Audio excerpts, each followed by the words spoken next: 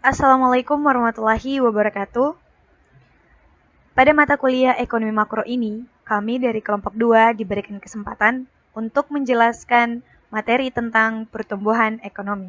Namun, sebelum itu, izinkanlah saya untuk memperkenalkan anggota-anggota dari kelompok 2, yaitu yang pertama, Anita Saputri Ramadhani, yang kedua, Tifa Makfirah, yang ketiga, Andi Muhammad Ilham Lelo Pajogai, yang keempat, Andi Nur Intan Aziza Syamsuddin, yang kelima Aswan Asari Putra, yang keenam Aziza Nur Fadila Rashid, dan yang ketujuh Muhammad Jaswin. Baik, materi yang pertama akan dijelaskan oleh saudara Aswan Asari Putra. Pengertian pertumbuhan ekonomi.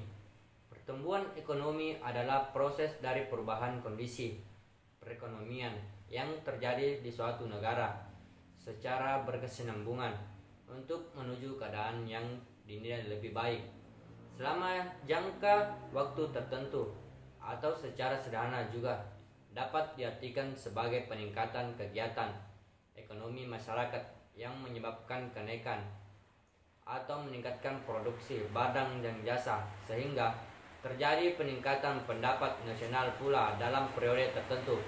Pertumbuhan ekonomi dapat diartikan juga sebagai proses kenaikan kapasitas produksi suatu perekonomian yang diwujudkan dalam bentuk kenaikan pendapat nasional. Sumber kenaikan pertumbuhan ekonomi. Pertumbuhan ekonomi umumnya didefinisikan sebagai kenaikan GDP real per kapita. Kenaikan GDP dapat muncul melalui, yaitu yang pertama, kenaikan penawaran tenaga kerja. Kenaikan penawaran tenaga kerja. Penawaran tenaga kerja yang meningkat dapat menghasilkan keluaran yang lebih banyak. Jika stok modal tetap sementara, tenaga kerja naik. Tenaga kerja baru cenderung akan kurang produktif dibandingkan tenaga kerja lama. Kedua, yaitu kenaikan modal fisik atau sumber daya manusia. Kenaikan stok modal dapat juga menaikkan keluaran, bahkan jika tidak disertai oleh kenaikan angkatan kerja. Modal fisik menaikkan baik produktivitas tenaga kerja maupun menyediakan secara langsung jasa yang bernilai. Investasi dalam modal sumber daya manusia merupakan sumber lain dari pertumbuhan ekonomi. Yang ketiga, kenaikan produktivitas. Kenaikan produktivitas masukan menunjukkan setiap unit masukan tertentu memproduksi lebih banyak keluaran. Produktivitas masukan dapat dipengaruhi oleh faktor-faktor termasuk perubahan teknologi, kemajuan pengetahuan lain, dan ekonomisnya skala produksi. Baik, pembahasan selanjutnya yaitu teori pertumbuhan ekonomi, yang dimana pengertian pertumbuhan ekonomi adalah kondisi di mana perubahan struktur perekonomian dari tahun ke tahun ke arah yang lebih baik. Pertumbuhan ekonomi dipengaruhi oleh banyak sekali faktor, salah satunya pertumbuhan penduduk, ilmu pengetahuan, dan juga teknologi. Teori pertumbuhan ekonomi historis atau teori historis adalah teori mengenai pertumbuhan ekonomi suatu wilayah yang menitikberatkan pada aspek kesejarahan serta aspek step by step dari pertumbuhan suatu wilayah, di mana masyarakat dianggap harus melewati beberapa tahapan terlebih dahulu sebelum akhirnya bisa sukses menjadi negara maju. Tahap-tahap tersebut antara lain tahap tradisional, preindustrialisasi, industrialisasi, dan tahapan modern. Menurut Werner Sombart, pertumbuhan ekonomi terjadi karena masyarakat memiliki susunan organisasi dan ideologi, di mana hal tersebut terbagi menjadi 3 zaman. Zaman yang pertama yaitu zaman perekonomian tertutup, di mana masyarakat masih terbatas dalam menghasilkan barang dan dilakukan secara kekeluargaan. Ciri-cirinya yaitu kegiatan manusia memenuhi kebutuhan dirinya sendiri, individu bertindak sebagai konsumen dan produsen, dan belum terjadi kegiatan pertukaran barang dan jasa. Zaman yang kedua yaitu zaman kerajinan dan pertukaran, di mana sudah terdapat pembagian kerja dalam masyarakat. Ciri-cirinya yaitu mulai meningkatnya kebutuhan manusia, adanya pembagian tugas menurut keahlian, timbulnya kegiatan transaksi jual beli barang dan jasa, dan pertukaran tidak didasari motif keuntungan yang didapatkan. Zaman yang ketiga yaitu zaman kapitalis, di mana munculnya kaum pemilik modal atau kapitalis yang dalam menjalankan tugasnya memerlukan kaum buruh. Tujuannya tidak lagi untuk memenuhi kebutuhan, melainkan untuk mencari keuntungan. Werner Schomburg membagi masa kapitalisnya menjadi 4 bagian atau menjadi 4 masa, yaitu yang pertama ada tingkat prakapitalis. Di sini ada terdapat 4 poin, yaitu kehidupan masyarakat sedikit mengalami perubahan sehingga berjalan lambat. Dan yang kedua bersifat kekurangan atau kekeluargaan. Dan ketiga bertumpu pada sektor pertanian. Dan keempat bekerja untuk memenuhi kebutuhan sendiri. Dan yang kedua tingkat kapitalis. Di sini juga terdapat ada 4 poin.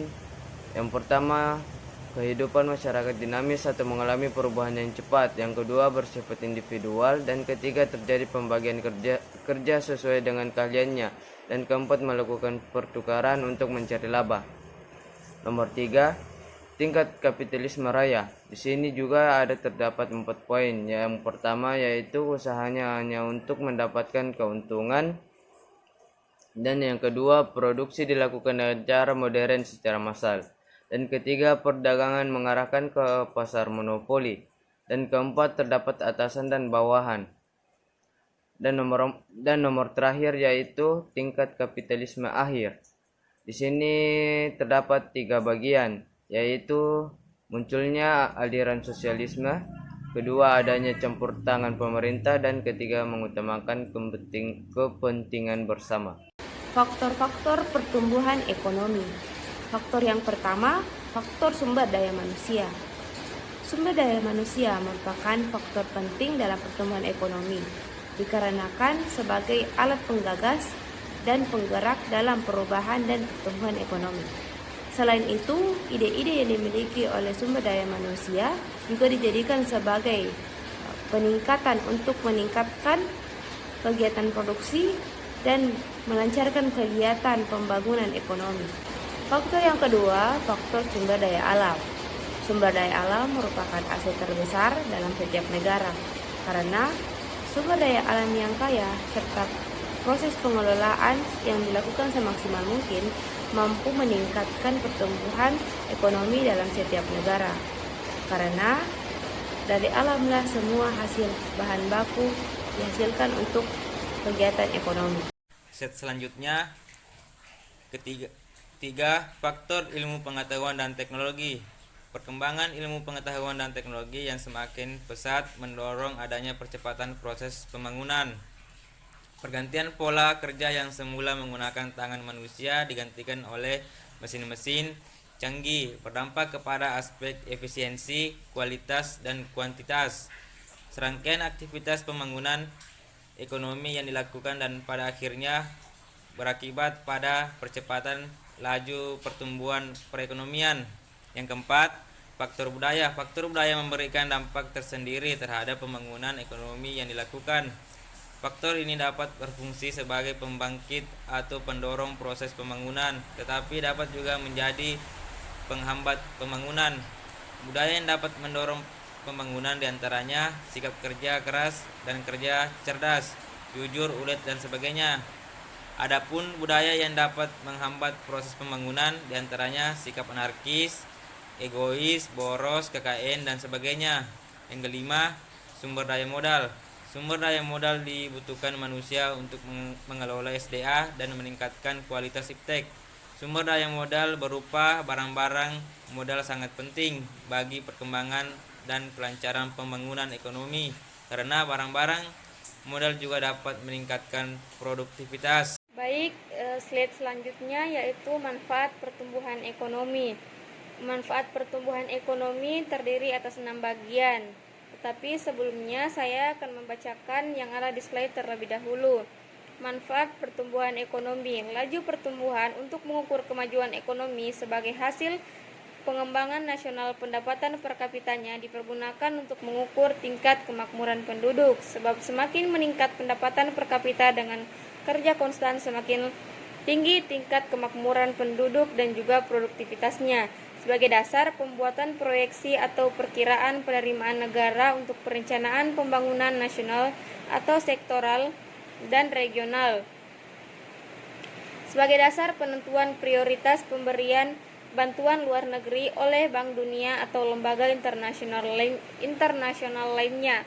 Sebagai dasar pembuatan perkiraan bisnis, khususnya persamaan penjualan bagi perusahaan untuk dasar penyusunan perencanaan produk dan perkembangan sumber daya, tenaga kerja, dan modal. Oke. Manfaat pertumbuhan ekonomi terdiri atas 6. Yang pertama, pendapatan per kapita masyarakat lebih tinggi. Pendapatan ini, pertumbuhan ekonomi yang baik bagi suatu negara akan berdampak pada meningkatnya rata-rata pendapatan per kapita masyarakatnya. Yang kedua, peningkatan pemerintah lebih rendah. Pertumbuhan ekonomi akan menciptakan pendapatan pajak yang lebih tinggi. Karena itu, pertumbuhan ekonomi dapat membantu mengurangi peminjaman pemerintah. Selanjutnya, peningkatan layanan publik.